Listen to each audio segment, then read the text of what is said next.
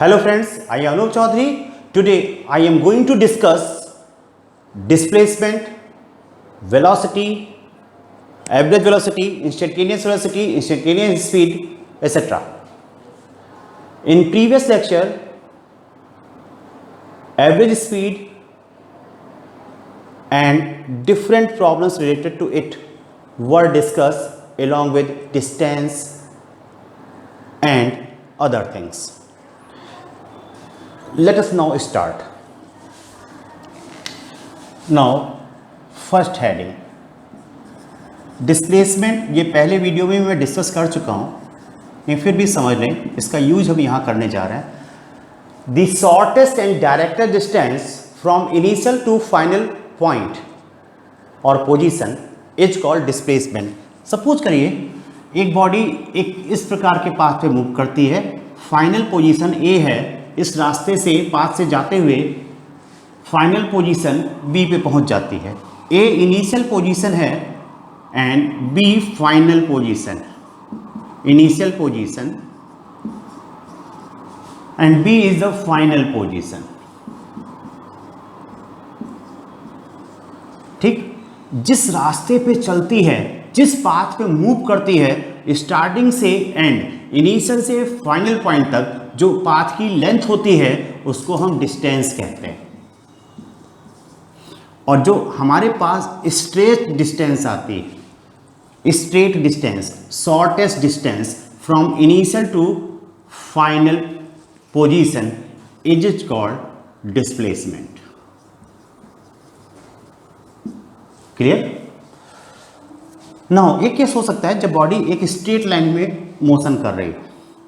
Initial point suppose करें ए है, इस प्रकार से जाते हुए बी पॉइंट पे बॉडी पहुंच जाती है. इस पाथ की जो लेंथ होगी वो डिस्टेंस होगी from A to B, and ये डिस्प्लेसमेंट का मैग्नीट्यूड भी होगा.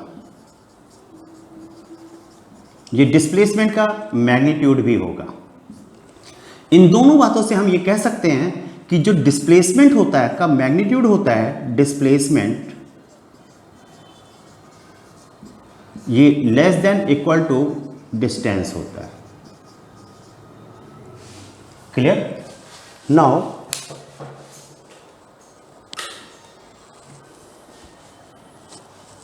नेक्स्ट डिस्प्लेसमेंट पे बेस होके कुछ क्वेश्चंस हम वर्कआउट करेंगे.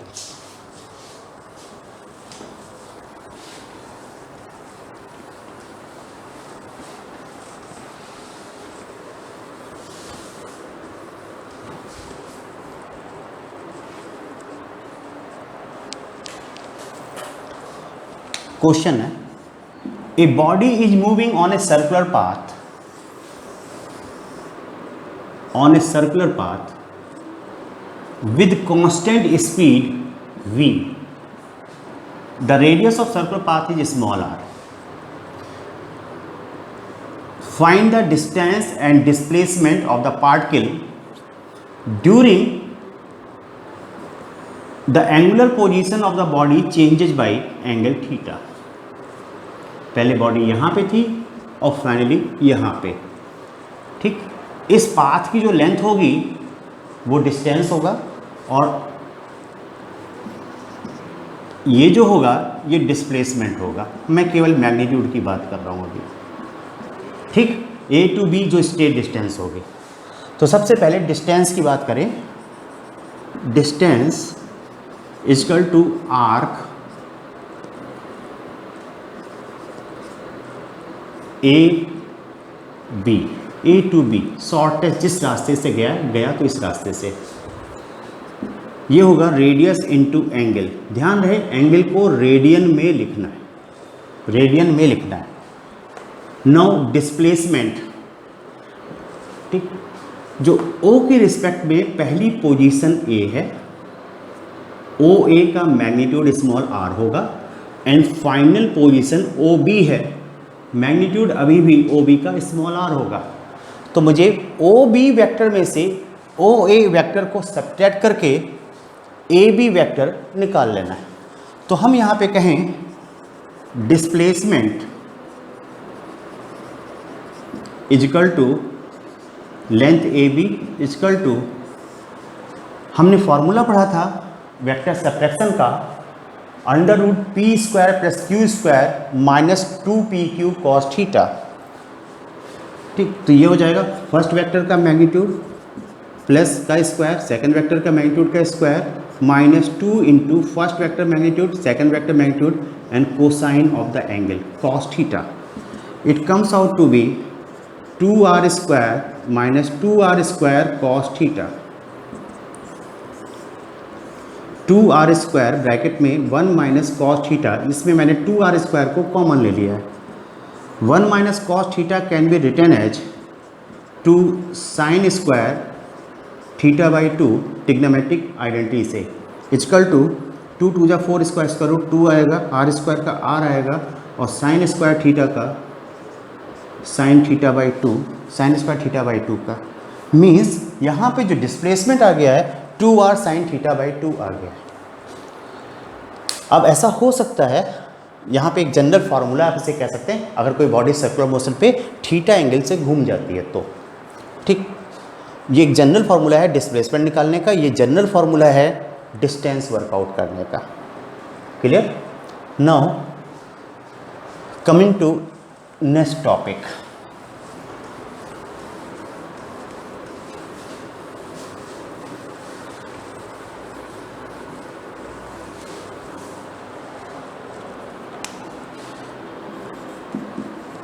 एवरेज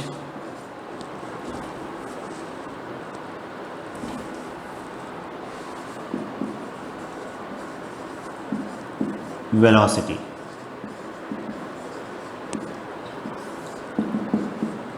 इसको आप लिख लें, it is that constant velocity, it is that constant velocity with which the body travels same displacement as it is travelling with different instantaneous velocities in same duration.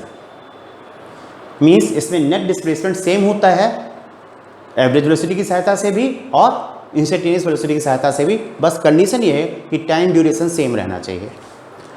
It is represented by average velocity V average, ये हम velocity के magnitude की बात कर रहे हैं, और अगर हम डायरेक्शन को भी साथ ले लें एरो लगा सकते हैं यहाँ पे, V mean is equal to net displacement resultant displacement upon time taken, जो जितना टोटल टाइम लगा। इसमें भी किसी और फॉर्मूले को यूज मत करिएगा, इसी फॉर्मूले को यूज करिएगा, कैसा भी क्वेश्चन हो आपसे गलती नहीं होगी। किसी और फॉर्मूले का यूज किया तो हो सकता है टेक्निकली आप सही हो और आपका आंसर सही आ जाए। ये मोस्ट ऑफ द केसेस में देखा गया है कि हम गलती करते हैं और सही पॉइंट पे नहीं पहुंच पाते। तो कोशिश करिए जितने भी एवरेज वेलोसिटी के क्वेश्चंस हों सब इसी फॉर्मूले से वर्कआउट हों। और it is also given vector S upon T. कुछ क्वेश्चंस देख लें इससे।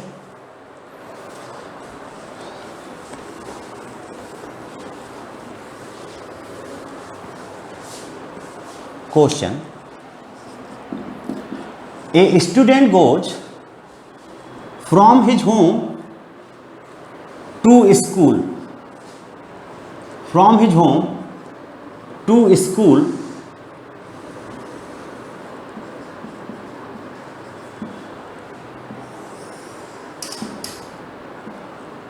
covering 5 kilometer distance in covering 5 kilometer distance in 15 minutes. If the straight distance of the school from his house, if the straight distance of his school from his house is 4 kilometer, find his average speed and average velocity. तो यहाँ पे अगर हम solution देखें तो distance, जो total distance जो student ने कवर किया इज 5 किलोमीटर एंड टाइम जो लगा 15 मिनट इसको मैं आवर में कन्वर्ट कर लूँ या सेकंड में, ठीक, क्योंकि इसको किलोमीटर में लिया है, इसको आवर में कन्वर्ट करूँ तो 15/60 hour, it comes out to be 1/4 hour. Therefore average speed is equal to distance upon time. Distance मेरे पास 5 किलोमीटर है, टाइम 1/4 आवर है, equal to 20 kilometre per hour. And displacement अगर देखें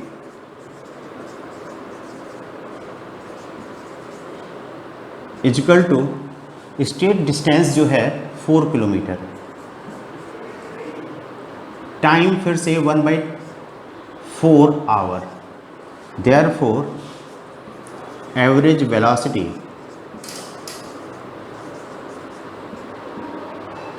इज इक्वल टू डिस्प्लेसमेंट हमारे पास 4 kilometre का है और टाइम 1/4 आवर लगा है, equal to 16 kilometre per hour.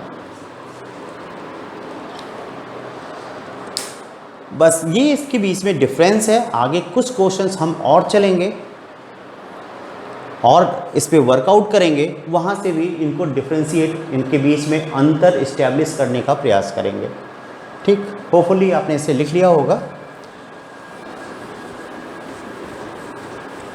Now the next problem.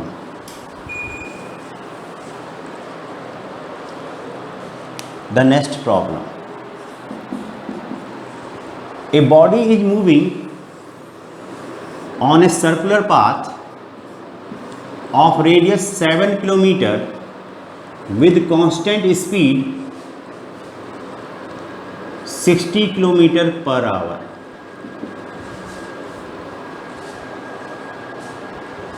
A body or car is moving on a circular path of radius 7 km with constant speed 60 km per hour. Find the average velocity of the car during part A. It revolves by part A. It completes 1/4 revolution.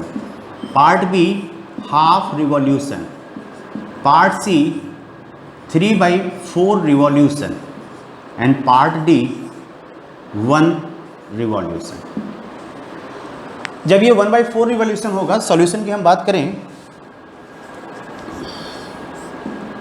A part, जब ये 1/4 revolution की बात होगा, यहाँ से यहाँ तक, means इसे ए से बी पॉइंट तक जो डिस्टेंस कवर करेगा, ए बी आर्क के बराबर डिस्टेंस करेगा। तो पहले हम ये वर्कआउट करेंगे टाइम कितना लगा, time, how much time it has taken from A to B, T A B. Distance जो मेरे पास आता है आर थीटा और स्पीड वी है, आर 7 किलोमीटर एंड थीटा जो घुमा है पाई/2 upon V 60 equal to 7 into 1/2, pi की वैल्यू 22/7 अपॉन 60, 7 से 7 cancel, 11 equal to 11/60 hour. Means इसे हम 11 मिनट भी कह सकते हैं। डिस्प्लेसमेंट अगर हम इसको वर्कआउट करें तो ये स्ट्रेट डिस्टेंस होनी चाहिए डिस्प्लेसमेंट। तो इसको हम वर्कआउट करें तो अभी इससे पहले जो क्वेश्चन था उसमें हमने लिखा था 2r sin θ/2, थीटा यहाँ पे पाई/2, 2 इंटू 7 इंटू साइन पाई/4 इक्वल टू 14 इंटू 1/√2, 7√2 किलोमीटर। ठीक, वैसे भी राइट एंगल ट्रायंगल से ए ओ बी इसकी वैल्यू निकालेंगे, ए बी की हाइपोटेनियस होगा वो 7√2 ही आएगा।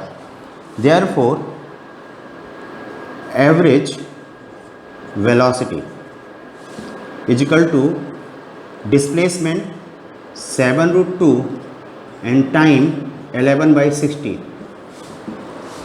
420√2 11 किलोमीटर पर आवर। तो यहाँ से ये सिंपली वर्कआउट हो जाता है अगर हम डिस्प्लेसमेंट और डिस्टेंस के बीच में कंफ्यूज ना हो, इनको डिफरेंशिएट करके रखें, उस पर ज़्यादा ध्यान आपको देना है। Now part B. Part B, half revolution.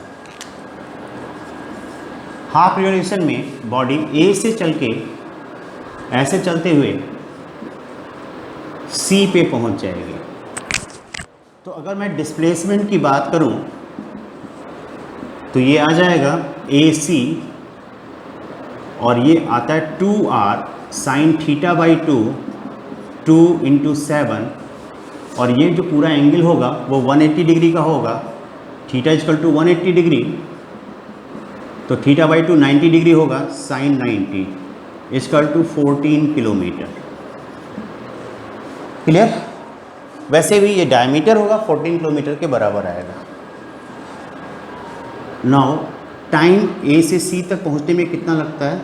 Distance ए से सी तक ऐसे जा रहा है, तो ये डिस्टेंस जो होगा पाई आर के बराबर हो जाएगा upon speed 22/7 into 7 upon 60।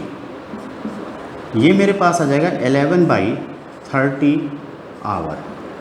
Therefore, average velocity is equal to displacement 14 kilometre upon 11/30, 420/11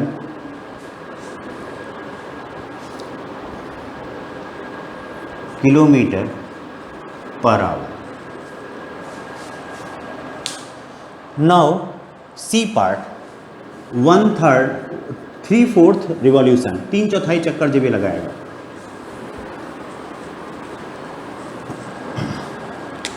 C part में जब 3/4 चलेगा तो ये डी पॉइंट पे पहुंच जाएगा ऐसे ही। तो टाइम कितना लगेगा? T A to D through B and C is equal to R theta distance upon V speed, R 7, theta ये पूरा एंगल लेंगे 3π/2 अपॉन 60, 21 अपॉन 120। 3 से 20 टाइम्स में कैंसिल हो जाएगा। 7/40 इंटू 22/7, 11/20 आवर। एंड डिस्प्लेसमेंट यहाँ पे हम निकालेंगे। डिस्प्लेसमेंट हमारे पास shortest and stretch distance AD हो जाएगा। AD जो यहाँ पे डिस्प्लेसमेंट हो जाएगा, जब पार्टिकल ऐसे मूव करते हुए D पॉइंट पे पहुँचेगा तो शॉर्टेस्ट डिस्टेंस जो होगी वो A to D होगी, शॉर्टेस्ट एंड स्ट्रेट डिस्टेंस। सच्चाई में ये एग्जिस्ट करे या ना करे, लेकिन हमें इनिशियल पॉइंट से फाइनल पॉइंट तक शॉर्टेस्ट एंड स्ट्रेट डिस्टेंस देखनी होती है। तो डिस्प्लेसमेंट मेरे पास ये वाला डिस्प्लेसमेंट इसके बराबर आ जाएगा 7√2 kilometre. Average speed velocity is equal to displacement 7√2 upon 11/20,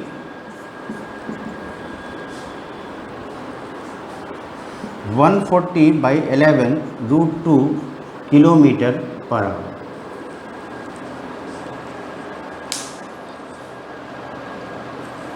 Now next and last part, one complete revolution. One complete revolution. जब एक रिवॉल्यूशन कंप्लीट होगा तो ये पार्टिकल ए से चलेगा, ए पर ही पहुंच जाएगा। डिस्प्लेसमेंट देखने में 0 ही आ रहा है। वैसे हम अगर 2r साइन θ/2 था तो 360 एंगल घूमेगा यहाँ से लेकर के ऐसे, जब ए पे पहुँचेगा अपॉन 2, तो ये आ जाएगा 2 इंटू 7 साइन 180। साइन 180 की वैल्यू 0 होती है, डिस्प्लेसमेंट 0।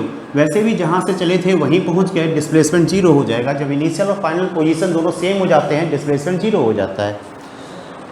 ठीक, टाइम कुछ भी लगाओ, average velocity is equal to displacement upon time. Time में तब वर्कआउट करता जब डिस्प्लेसमेंट कुछ आता 0, मीटर पर सेकेंड। मीन्स यहाँ पे हम देखें, यहाँ से यहाँ जाता है, यहाँ से यहाँ जाता है, वेलोसिटी इंक्रीज भी करती है, डिक्रीज भी करती है, जीरो भी होती है, निगेटिव भी होती है। निगेटिव इस केस में डायरेक्शन को शो करता है, जबकि स्पीड इंक्रीज करती है, डिक्रीज करती है, निगेटिव नहीं होती। ठीक, डिस्टेंस भी हमेशा इंक्रीज करता है, कभी डिक्रीज नहीं करता, निगेटिव नहीं होता भाई। और डिस्प्लेसमेंट इंक्रीज, डिक्रीज, निगेटिव सब होता है। टाइम एक ऐसा फैक्टर है जो हमेशा इंक्रीज करता है। टाइम पॉजिटिव भी होता है, टाइम नेगेटिव भी होता है, आगे के क्वेश्चंस में हम देखेंगे। ठीक, और अगर निगेटिव के बारे में कोई कन्फ्यूजन है तो आगे मैं प्रॉब्लम्स अपलोड कर रहा हूँ, जो कुछ अच्छी बुक्स हैं, कुछ मेरी फ्रेम की हुई हैं, आप वहाँ से देख सकते हो। एनसीईआरटी में आप देखें, third exercise question number 19, there are 3 graphs और तीनों में टाइम नेगेटिव है, ग्राफ सही है, उसमें कोई गलती नहीं है।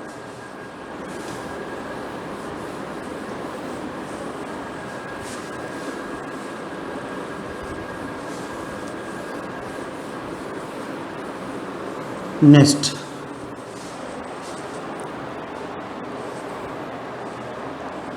इंस्टेंटेनियस स्पीड और velocity. Instantaneous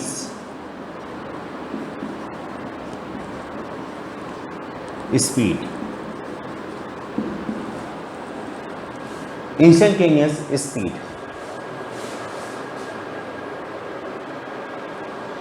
the speed of a body at a particular time or particular position is called instantaneous speed of the body at that particular time or particular position। फिर से सुन ले, the instantaneous speed or is defined as the speed of the body at a particular time or at a particular position is called instantaneous speed of the body at that particular time और particular position. जैसे एक train Bareilly से दिल्ली जाती है, start होती है, suppose करो कि हमने कहा कि 10 AM पर उसकी स्पीड क्या है। बहुत सारी पॉसिबिलिटीज़ है। हो सकता है कि सवेरे 10 बजे वो किसी पोजीशन पे किसी भी वजह से रुक गई हो, तो उस समय सवेरे 10 बजे उसकी इंस्टेंटेनियस स्पीड 0 होगी। हो सकता है ना रुकी हो, उस समय स्पीड कुछ और रही हो, 100 किलोमीटर पर आवर, तो वो उस समय की इंस्टेंटेनियस स्पीड होगी। ऐसे ही किसी जगह या लोकेशन की भी इंस्टेंटेनियस स्पीड या इंस्टेंटेनियस वेलोसिटी हो सकती है। अगर हम वेलोसिटी को डिफाइन करें, इंस्टेंटेनियस वेलोसिटी,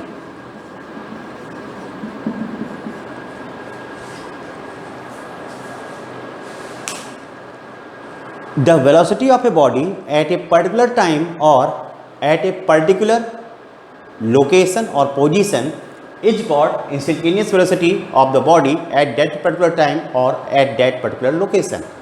ठीक, यहाँ पे हम इनको जो डिफाइन करते हैं वो समझ लें।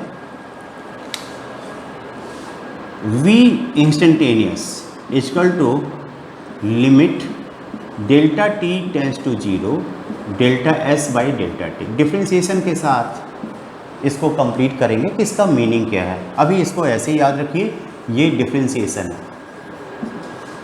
ये डिफ्रेंसिएशन। नाउ कुछ क्वेश्चन इस पे वर्कआउट कर लें। Question number 1, the distance covered by a body is given by S equal to 2t square plus 6t plus 9। Find its instantaneous speed, find its instantaneous speed और magnitude of velocity at t equal to 3 second.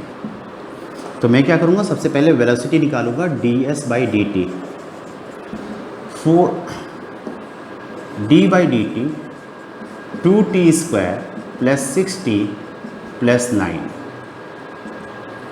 Equal to 4t plus 6, therefore v at t equal to 3 second equal to 4 into T की value 3 रख दें, 18 metre पर second. ठीक, एक बात ध्यान रखें, जो इंस्टेंटेनियस वेलोसिटी होती है और इंस्टेंटेनियस स्पीड होती है, दोनों मैग्नीट्यूड में सेम होते हैं। केवल डिफरेंस ये होता है कि वेलोसिटी में हम डायरेक्शन को मेंशन कर देते हैं, स्पीड में डायरेक्शन को मेंशन नहीं करते। नेक्स्ट,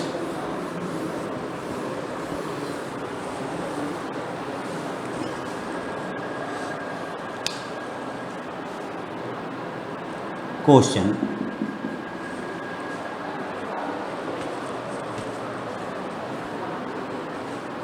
state the condition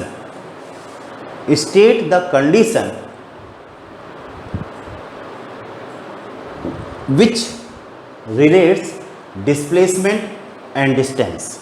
इसको ऐसे भी कर दें, state the condition by which displacement is always equal to distance, magnitude में। तो हम यहाँ पे देखें, अगर कोई भी पार्टिकल किसी भी स्ट्रेट लाइन पे मूव करता है, ए से बी तक जाता है, ठीक, यहाँ से ए से बी तक पहुँचता है, डिस्टेंस और displacement, average velocity, average speed सभी मैग्नीट्यूड में बराबर होंगे। लेकिन ऐसा भी हो सकता है कि पार्टिकल ए से चले, बी तक आए, घूमे और फिर सी तक आ जाए। तो उस केस में जो उसका डिस्प्लेसमेंट होगा वो ए से सी तक इतना होगा, और डिस्टेंस तो A to B plus B to C. ठीक, जो डिस्टेंस होगा वो ए से B plus B to C दोनों को ऐड कर लीजिए। तो डिस्टेंस और डिस्प्लेसमेंट आपस में इक्वल होते हैं जब तक कि वेलोसिटी की डायरेक्शन अपोजिट नहीं हो जाती या वेलोसिटी रिवर्स नहीं हो जाती। हमें पता है कि जब कभी वेलोसिटी रिवर्स होती है, आपने एक पत्थर को ऊपर की तरफ थ्रो किया, मैक्सिमम हाइट पे उसकी वेलोसिटी 0 हो जाती है, उसके बाद वो वापस आना स्टार्ट होता है। तो reversal of motion, reversal of velocity is only possible when its magnitude becomes 0 at a particular instant. किसी भी इंस्टेंट पे 0 हो जाए, उसके बाद ही आप ऐसे दौड़ते हुए जा रहे हो और आपसे तुरंत वापस आओ, तो भाई साहब आप तुरंत स्पीड में वापस नहीं मुड़ सकते अगर एक ही लाइन में चल रहा। पहले आप अपनी वेलोसिटी 0 करोगे, उसके बाद मुड़ के वापस आओगे। ठीक, तो हमें पता कैसे चलता है कि वेलोसिटी डिस्टेंस और डिस्प्लेसमेंट बराबर नहीं है? अगर ऐसी कोई इक्वेशन दी हो जिसमें हमने पहले क्वेश्चन सॉल्व किया, तो हम ये देखते हैं किस इंस्टेंट पे उसकी वेलोसिटी 0। आगे क्वेश्चन में देखते हैं।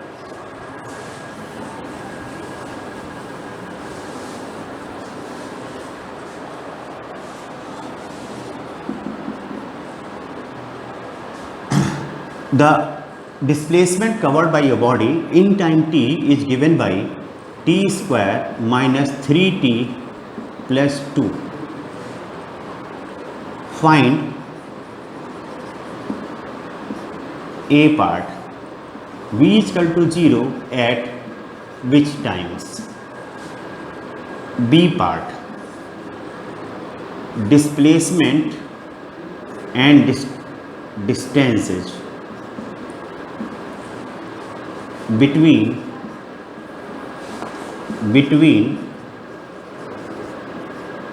t is equal to 1 second and t is equal to 2 second. 1 second से 2 सेकेंड के बीच में इसका डिस्टेंस और डिस्प्लेसमेंट कितना होगा।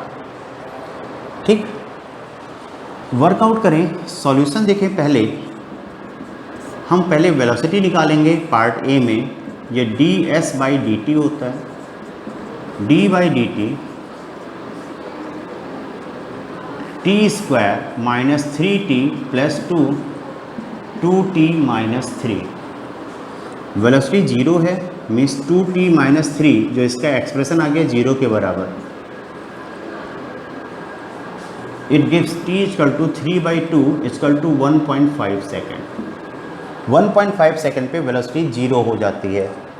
ठीक, इसका मीनिंग क्या है समझेंगे हम। ठीक, कैसे हम बी पार्ट में अप्लाई करेंगे। नाउ डिस्प्लेसमेंट डिस्टेंस 1 और 2 सेकेंड के बीच में,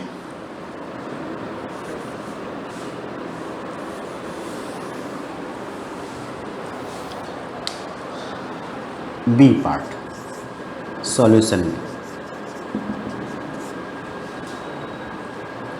s 1 सेकेंड पे देखें तो हमें पता है s equal to T square minus 3t plus 2। s 1 second पे s1 मान लो तो ये आ जाएगा 1 का square minus 3 into 1 plus 2 equal to 0। ऐसे ही s2 निकाल लें, 2 का square minus 3 into 2 plus 2 equal to 0। Therefore displacement की बात करें, final position minus initial position equal to 0, displacement 0 आ गया। ठीक, डिस्टेंस कितना आएगा इसको रब करता हूँ फिर देखते हैं।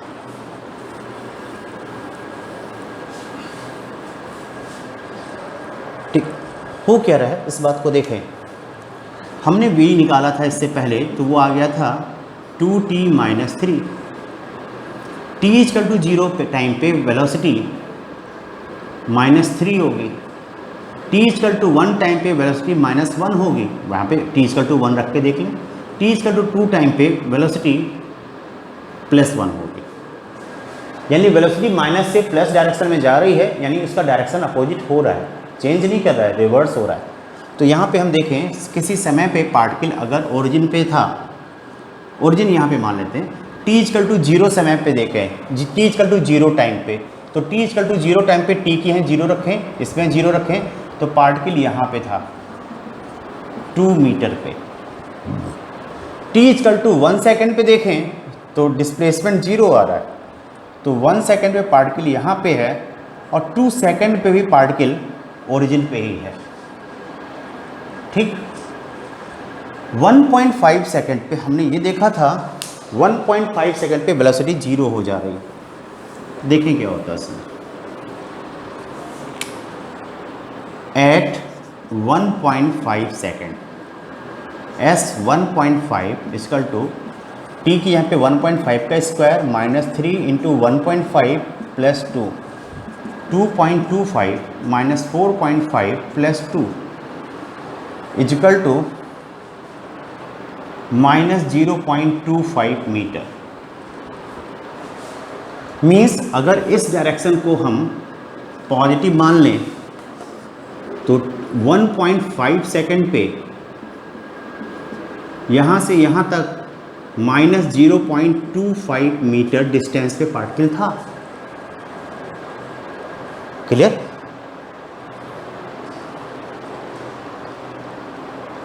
जीरो टाइम पे यहाँ पे था, 1 सेकेंड पे यहाँ पे था, 1 सेकेंड पे यहाँ पहुँचा।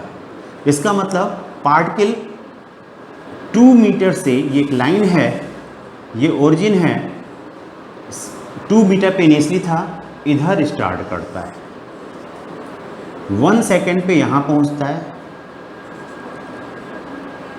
ठीक, ये मेरे पास 0.25 मीटर है निगेटिव का और ये 0 मीटर है।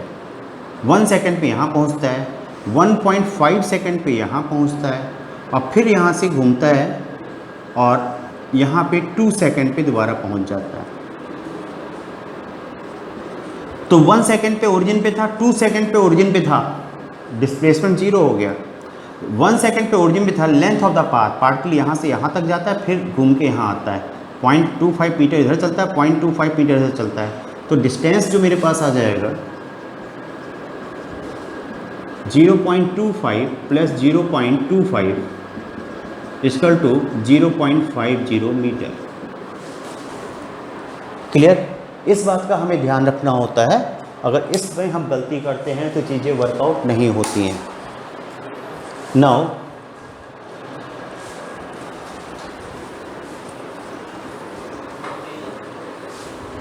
जो नेक्स्ट पार्ट है उसमें हम डिस्कस करेंगे